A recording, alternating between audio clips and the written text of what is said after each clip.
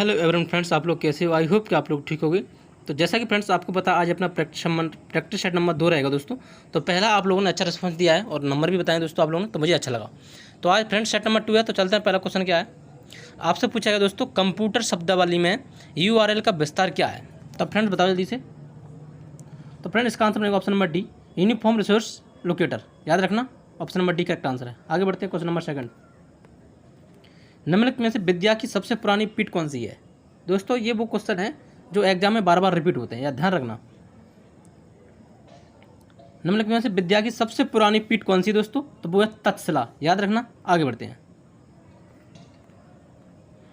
बिंबावती देवी किस प्रकार के नृत्य के लिए विश्वविख्यात हैं? बिंबावती देवी किस प्रकार के नृत्य के लिए सुविख्यात हैं? तो फ्रेंड्स वो है मणिपुर। याद रखना, option number B correct answer है। भारत में रेलवे तंत्र कब स्थापित किया गया? भारत में रेलवे तंत्र कब स्थापित किया गया? तो फ्रेंड्स वो किया गया था 1853 में। याद रखना। आगे बढ़ते हैं। हरित क्रांति का संबंध किस फसल से है दोस्तों? तो हरित क्रांति का संबंध दोस्तों किससे है? गेहूं से। याद रखना। आगे बढ़ते हैं। और दूसरे नंबर पर रहता है फ्रेंड्स चावल का। ठीक है, नंबर 1 पर गेहूं का है।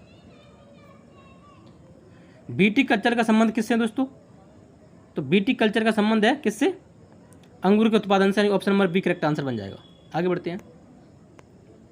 भारत में राज्य उच्च न्यायालय की पहली महिला मुख्य न्यायाधीश कौन थी?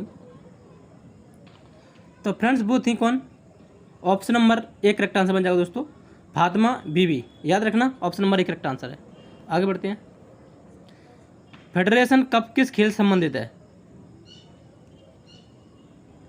तो फेडरेशन कप किससे संबंधित है? तो देखो फ्रेंड्स, फेडरेशन फ्रेंड्स का ऐसे फुटबॉल से। याद रखना, यहाँ आपका option number D correct answer बनेगा। Option number D correct answer बनेगा। यहाँ इनमें से है नहीं है, ये आपका संबंध रहता है फुटबॉल से। याद रखना। आगे बढ़ते हैं। विभव यादव निम्नलिखित में से किस खेल संबंधित हैं? तो फ्रेंड्स विभव यादव हैं बॉक्सिंग यानी कि मुक्केबाजी से। याद रखना। आगे बढ़ते हैं। फ्लेमिंग के बाएं हाथ का नियम कौन सी उंगली धारा की दिशा दर्शाती है?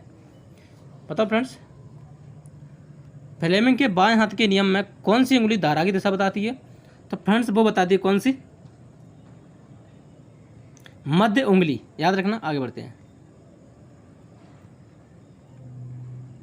पहला आधुनिक ओलंपिक खेल निम्नलिखित में से किस शहर में आयोजित किया गया था? तो फ्रेंड्स वो किया गया था Athens. Option number 1 correct answer है।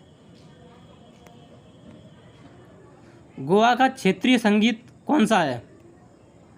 गोवा का क्षेत्रीय संगीत कौन सा है? तो फ्रेंड्स वो है option number C correct answer है, मांडो। आगे बढ़ते हैं दोस्तों। जयपुर में स्थित हवा महल का निर्माण किसने करवाया था? जयपुर में स्थित हवा महल का निर्माण किसने करवाया था? तो फ्रेंड्स वो करवाया था किसने? Option number B Sawai Pratap Singh ने। याद रखना। आगे बढ़ते हैं। भारतीय संविधान की किस अनुसूची में पंचायत राज संस्थाओं का प्रावधान है? तो फ्रेंड्स वो है option number B correct answer, 11वीं अनुसूची। निम्नलिखित में से कौन सी नदी मध्य प्रदेश के अमरकंटक पहाड़ी से निकलती है? तो दोस्तों वो निकलती है किससे? नर्मदा नदी, यानी option number C correct answer बन जाएगा आपका यहाँ पे। ठीक है, आगे बढ़ते हैं। निम्नलिखित में कौन सा भारत की सबसे बड़ी प्रायद्वीप नदी है? तो फ्रेंड्स प्रायद्वीप नदी कौन सी है? ऑप्शन नंबर 1 गोदावरी, जिसकी लंबाई 1465 है। याद रखना। आगे बढ़ते हैं।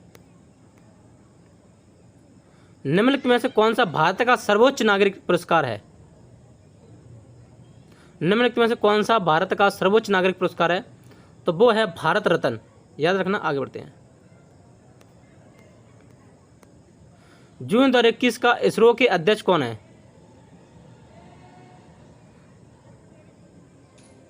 तो फ्रेंड्स वो है के सिवान। अच्छी तरह जानते हो। इसरो का फुल फॉर्म क्या होता है आप लोग कमेंट में बताना मैं। ठीक है, आगे बढ़ते हैं। निम्नलिखित में से किसने गुलामगिरी लिखी थी? फ्रेंड्स वो लिखी ऑप्शन नंबर 2 आचार्य विनोबा भावे। आगे बढ़ते हैं।